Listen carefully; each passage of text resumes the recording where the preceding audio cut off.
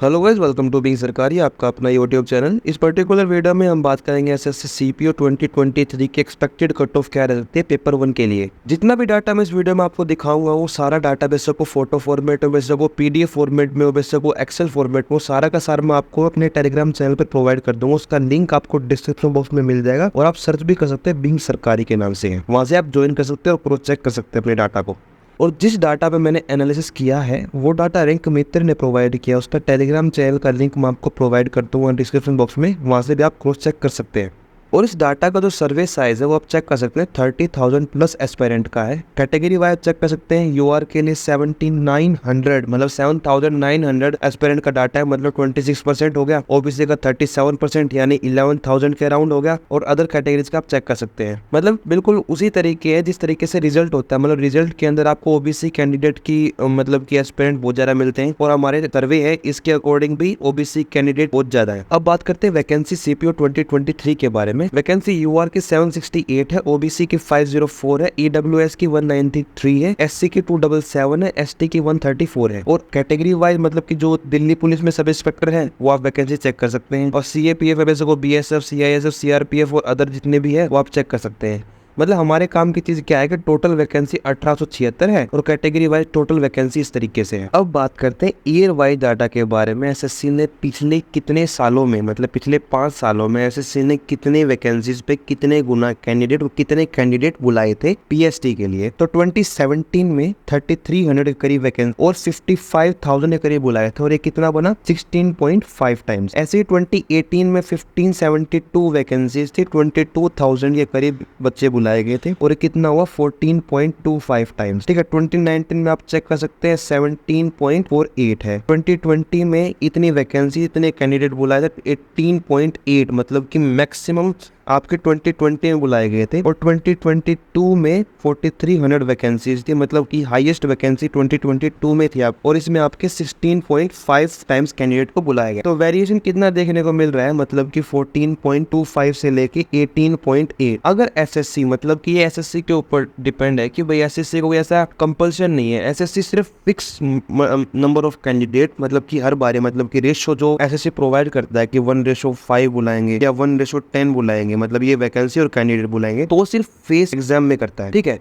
मतलब कि क्या उसने पहले नोटिफिकेशन प्रोवाइड करा कि 1:5 बुलाएंगे, तो मतलब कि वो 1:5 ही बुला। अदर एग्जाम में ऐसा नहीं होता है, एसएससी अपनी मन मर्जी से बुलाता है। वो कैसे, वो मैं आपको आगे पूरा डाटा दिखाऊंगा। बट अभी ये समझ लो कि एसएससी अभी इस सीपीयू एग्जाम में 15x से लेके 18.5x तक बुला सकते। कितना बुलाएगा हमको नहीं पता, बट हम ये वेरिएशन हम मान के चलते हैं 15 या फिर 18.5 के बीच में बुलाएगा। तो अगर 15x बुलाता है तो 28,000 के करीब लोग क्वालिफाई करेंगे पीएसटी के लिए। अगर 18.5 टाइम बुलाता है तो करीब 35,000 कैंडिडेट क्वालिफाई करेंगे। ये 2-3 ऊपर नीचे हो सकता है, मतलब कि ये नहीं होगा कि आपका 15x है तो 15x ही बुला जाएगा। वो मतलब कि टोटल होता है। फॉर एग्जांपल कि भाई हम ये कहें कि भाई ये 28,000 आपका टोटल है, बट कैटेगरी वाइज कितना होगा, मतलब कि यूआर का आपके कितने गुना बुलाए जाएंगे, ओबीसी कितने गुना बुलाए जाएंगे, एससी कितने गुना बुलाए जाएंगे और अदर कैटेगरी से कितने गुना बुलाए जाएंगे, उसके बारे में बात करते हैं। देखो अभी यूआर का मैं 2022 का उठा रहा हूँ डाटा। सो सीपीओ 2022 का पेपर 1 का रिजल्ट था, उसको मैंने उठाया है। तो कट ऑफ इसकी आपकी कितनी गई थी, 115 पे गई थी यूआर की। ठीक है, मतलब कि वैकेंसी देखो कितनी थी और कट ऑफ कितनी की 115.04 पे गई थी। अब की बार कितनी जाएगी उसके बारे में हम आगे बात करेंगे। पहले हम बात करते हैं कितने टाइम एसएससी बुलाएगा सीपीओ में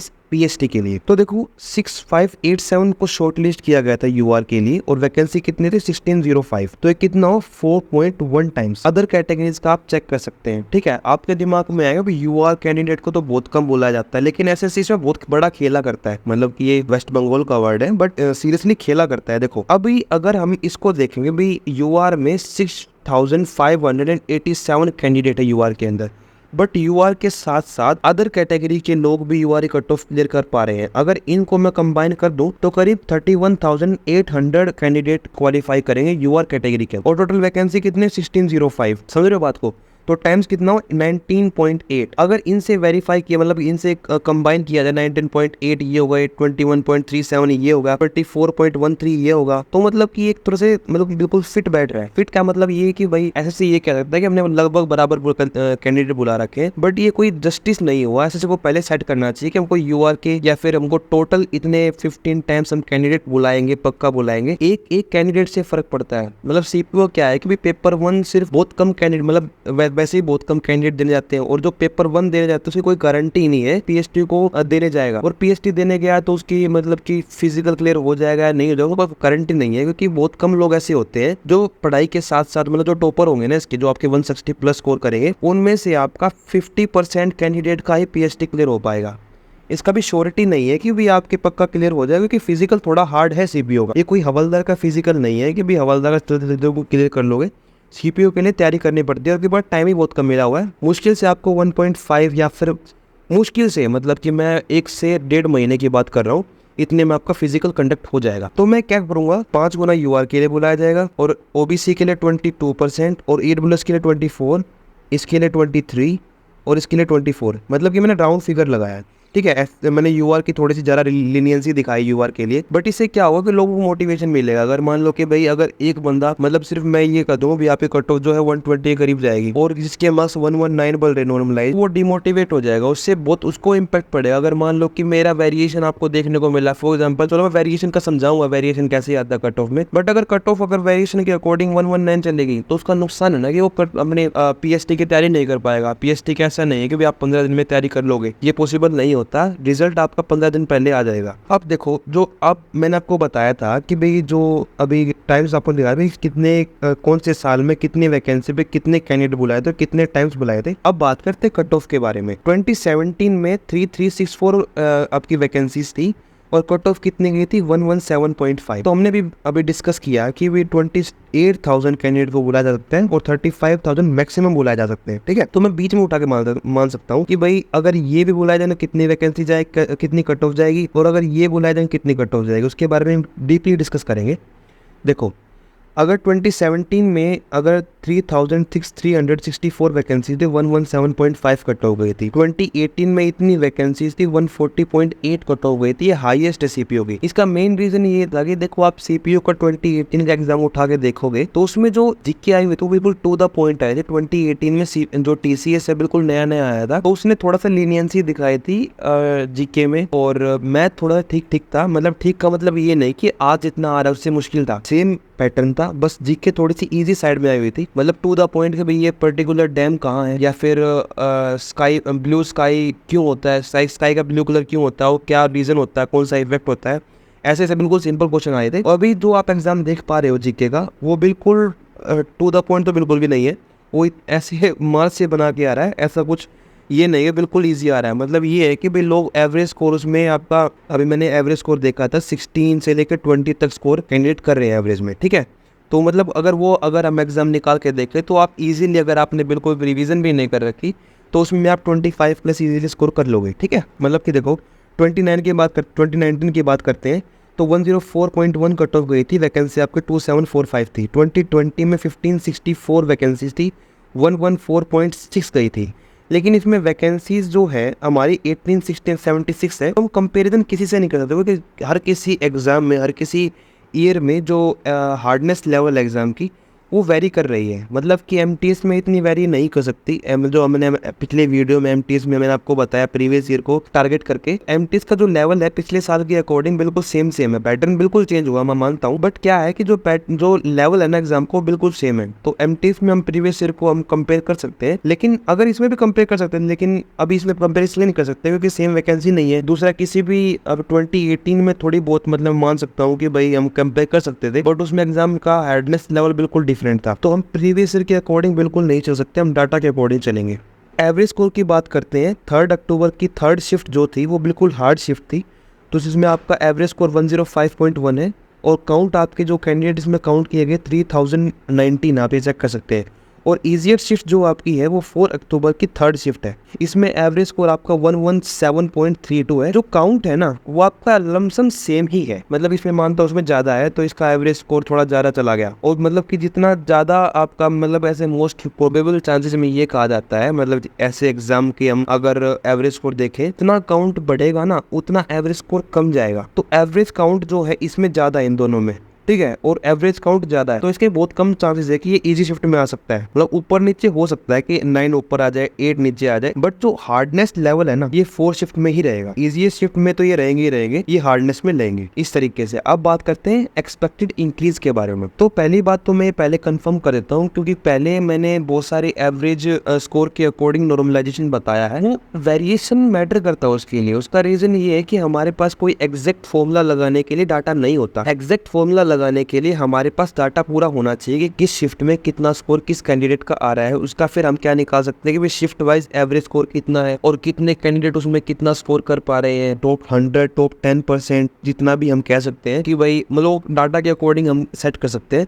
तो उसके अकॉर्डिंग एक्यूरेट हमको पता लग सकता है कि भाई इतने नॉर्मलाइजेशन इंक्रीज होंगे। बट इस डाटा के अकॉर्डिंग हम सिर्फ एवरेज स्कोर के अकॉर्डिंग नॉर्मलाइजेशन का क्राइटेरिया पता लगा सकते हैं। तो इसके अकॉर्डिंग आपकी इन शिफ्ट में कितने मार्क्स इंक्रीज होने के चांसेस पूरे हैं, मतलब कि इसमें वेरिएशन आपको देखने को पक्का मिलेगा। मैं ये नहीं कहता कि आपके इतने ही इंक्रीज होंगे, ये सिर्फ आपको एक आइडिया देने के लिए है कि अगर आपने रैंक मित्र पे अपना नॉर्मलाइजेशन स्कोर चेक नहीं किया है तो आप यहाँ से चेक कर सकते हैं, यहाँ से आप इंक्रीज करके अपने कट ऑफ के अकॉर्डिंग अपने मार्क्स चेक कर सकते हैं। और दूसरा, अगर मैं ये कोशिश करूंगा कि भाई रैंक मित्र में जितने जिस शिफ्ट में जितने मार्क्स इंक्रीज हुए हैं उसका एक टेबल बना के मैं आपको प्रोवाइड कर दूं, जिसके बाद आपको एक आइडिया लग जाएगा कि रैंक मित्र में जितना वो जो फॉर्मूला लगाया है रैंक मित्र ने, मतलब रैंक मित्र ने जितना फॉर्मूला लगा रखा वो वही फॉर्मूला है जो एसएससी प्रोवाइड करता है अपने नोटिफिकेशन में, ठीक। तो मैं वो आपको प्रोवाइड कर दूँ अपने टेलीग्राम चैनल पे। आप टेलीग्राम चैनल ज्वाइन कर सकते हैं, डिस्क्रिप्शन बॉक्स में उसका मैं लिंक प्रोवाइड कर दूंगा। अब बात करते हैं स्कोर टेबल की। डाटा आपका जो 30,000 प्लस एस्पिरेंट का मैंने आपको पहले बता ही दिया है। तो आपके जो रेंज है आपकी 160 प्लस आपके 400 के करीब स्टूडेंट है, 125 प्लस आपके 11,000 है। आपने रैंक मित्र में अपनी रैंक चेक की होगी, तो अगर आपके 125 बन रहे हैं तो आपकी रैंक जो होगी 11,000 के करीब बनेगी। और कैटेगरी रैंक वाइज आप चेक कर सकते हैं। इसे मैंने कोई मल्टीप्लाई फैक्टर यूज नहीं किया है इस पर्टिकुलर टेबल में। मल्टीप्लाई फैक्टर मैंने यूज किया है बट वो टेबल इस पीपीटी में मैंने शो नहीं करा कि उसका मैं आपको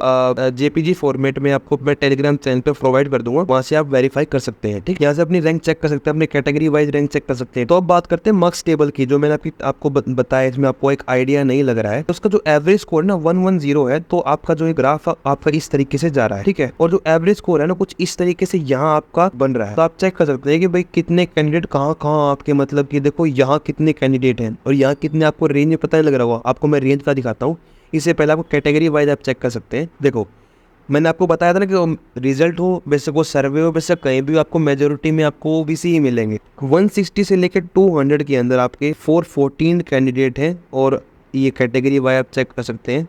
और जो मैं आपको बता रहा एवरेज मार्क्स आपकी यहाँ लाई कर रहे हैं, तो यहाँ पे आपके 110 से लेके 115 के इतने कैंडिडेट हैं टोटल, और 120 से लेके 125 के इतने कैंडिडेट हैं। तो अपने रेंज वाइज अपने आप चेक कर सकते हैं। तो मैक्सिमम कैंडिडेट आप चेक कर सकते हैं कि आपको 130 मतलब 140 से 150 और 130 से 140 के बीच में आपको देखने को मिलेंगे। मतलब इसी रेंज के अंदर ही आपके करीब 6900 के करीब कैंडिडेट है, ठीक है। तो जो कट ऑफ जाएगी वो आप भी आइडिया लग ही चुका होगा आपको, बट स्टिल हम एक आइडिया लेंगे कि भाई लीनिएंट स्कोर क्या रह सकता है कट ऑफ के लिए। तो रेंज वाइज आप ग्राफ चेक कर सकते हैं कि आपके मैक्सिमम कैंडिडेट यहाँ लाई कर रहे हैं 130 से लेके 150 के बीच में। तो कट ऑफ आपकी यहाँ पक्का लाई करेगी, मतलब ये नहीं होगा आपका 150 चली जाएगी आपकी 115 चली जाएगी, ऐसा बिल्कुल भी नहीं होगा। आपकी कट ऑफ जो होगी 130 के करीब लाई। अपने रेंज के अकॉर्डिंग आप ये चेक कर सकते हैं कि आप किस रेंज में हो और आप कितने कैंडिडेट आपकी रेंज के अकॉर्डिंग ओबीसी में या फिर अदर कैटेगरीज में क्वालिफाई कर रहे हैं। अब बात करते हैं कट ऑफ के बारे में। तो एक्सपेक्टेड कट ऑफ जो है सीपीओ 2023 की नॉर्मलाइज्ड स्कोर के अकॉर्डिंग। नॉर्मलाइज्ड का मतलब क्या है कि या तो आप मेरे जो मैंने आपको बताया ग्राफ के अकॉर्डिंग वो ऐड कर लो, क्योंकि वो इतना एक्यूरेट नहीं है। तो मैं आपको ये कहूँगा कि आप रैंक मित्र में जाके उसका लिंक मैं आपको प्रोवाइड कर दूंगा, वहाँ से आप अपना रैंक अपना चेक कर सकते हैं, अपना स्कोर कार्ड, और उसमें आप नॉर्मलाइज स्कोर जितना भी होगा उसके अकॉर्डिंग जो स्कोर आपका होगा वो आप चेक कर सकते हैं। यूआर की 128, ओबीसी की 113, ईडब्ल्यूएस की 114, एससी की 102, एसटी की 99। तो इसमें वेरिएशन देखने को मिल सकता है +-4 का। उसका मेन रीजन क्या है कि मैं जो मल्टीप्लाइंग फैक्टर मैंने यूज किया है अपनी कट ऑफ को प्रिडिक्ट करने के लिए, वो कहीं जैसे कि अगर मान लो कि अगर जैसे कि इस पर्टिकुलर रेंज में जो ये रेंज है, यहाँ पे मैंने यूज़ किया 1.2 का, मान लो 1.1 का यूज़ किया है, यहाँ पे मैंने 1.2 का यूज़ किया है, यहाँ पे मैंने 1.3 का यूज़ किया है, यहाँ पे हो सकता है 2 का यूज़ हो, यहाँ के हो सकता है 3 का यूज़ हो, या 5 का यूज़ हो, 6 का यूज़ हो, कुछ भी हो, तो थोड़ा बहुत वेरिएशन इस चीज़ में देखने को मिल सकता है कि मल्टीप्लाई फैक्टर मैंने थोड़ा कम यूज़ कर लिया हो, तो भाई अगर ज़्यादा होगा तो मतलब कट ऑफ थोड़ी सी हाई चली जाएगी, अब कम होगा थोड़ी सी ग्रोथ चली जाएगी। इसलिए वेरिएशन हर कोई जो कट ऑफ प्रिडिक्ट करता है वो वेरिएशन देता है कि इतने +-4 आप मान के चलो। उसका रीजन सिर्फ मल्टीप्लाइंग फैक्टर होता है। दूसरा फैक्टर ये होता है कि एसएससी अगर 4 गुना ना बुला के 5 गुना बुला ले, या 5 गुना ना बुला के भाई 3 गुना बुला ले, भाई उसकी मर्जी के ऊपर है, वो आप क्या कर लोगे कि उसने 3 गुना का रिजल्ट निकाल दिया। अभी एसएससी सीजीएल में आप देख सकते हैं कि उन्होंने कितना गलत किया है कि भाई जो क्वालिफाइंग था अगर वो 1 गुना से भी फर्क है, 1 टाइम से भी फर्क है, ये नहीं है कि आप वो भी 8.4 बुला लिए तो भाई क्या हो गया, 1 गुना ही तो कम बुलाया, 2 गुना ही तो कम बुलाए हैं। भाई आप चेक करके देखो कि अगर मान लो मैं मान लेता हूं अगर 9 गुना ही बुलाने हो तो भाई 0.6 से भी फर्क है, 4000 लोग अंदर जाते अगर 0.6 का भी है तो ये मैटर करता है कि भाई एसएससी कितने गुना कैंडिडेट बुलाएगी। इसे वेरिएशन मैंने बताया कि +-4 वैकेंसी हो सकती है। अगर आपके मार्क्स 124 123 से करीबी बन रहे हैं यूआर, तो आप होप रखें अपने पीएचडी की प्रिपरेशन को कंटिन्यू रख। जरूरी नहीं कट ऑफ इतनी ही एक्यूरेट चली जाएगी, ये थोड़ा बहुत वेरिएशन आपको देखने को मिल सकता है। अब बात करते हैं रो स्कोर के अकॉर्डिंग। अब जो आपकी अपनी शिफ्ट के अकॉर्डिंग रो स्कोर के अकॉर्डिंग आप चेक कर सकते हैं कि भाई यूआर में आपको अगर 3 अक्टूबर से हो तो आपको 114.67 इतने मार्क्स लेके आने पड़े, और 4 अक्टूबर में आपको 120.82 लेके आने पड़ेंगे, और अदर कैटेगरीज का आप चेक कर सकते हैं अपने शिफ्ट वाइज। तो ये था आपकी कट ऑफ प्रिडिक्शन, इसमें आपको वेरिएशन देखने को मिल सकता है। होप मैंने सब कुछ आपको अच्छे से समझा दिया कि वेरिएशन क्यों देखने को मिल सकता है, मल्टीप्लाइंग फैक्टर कैसे यूज किया जाता है, और एसएससी कितने टाइम चलेगी। And feel free to ask your doubt in comment section, और अपना ओपिनियन भी आप शेयर कर सकते हैं कि मैंने अगर 1.2 मल्टीप्लाई फैक्टर यूज़ किया पर्टिकुलर रेंज में तो आप ये कहो कि 1.3 यूज़ होना चाहिए, वो क्यों यूज़ होना चाहिए। अगर मान लो आपकी बात में बिल्कुल दम हुआ तो मैं उसके लिए मैं अलग से वीडियो लेके आऊँगा, या फिर मैं एक पोस्ट डाल दूंगा। अगर वीडियो लाने लायक बात मिली तो मैं वीडियो ले आऊँगा, अगर वीडियो लाने लायक बात नहीं मिली तो मैं नॉर्मली आपको बता दूंगा भाई इतने क्या कुछ एक टेलीग्राम पे पोस्ट डाल दूंगा, या फिर कम्युनिटी पोस्ट डाल दूंगा। अभी फिलहाल के लिए आपकी रो स्कोर कट ऑफ जो होगी वो इसके अराउंड रहेगी। तो आज की वीडियो में इतना ही। थैंक्स फॉर वॉचिंग बिंग सरकारी।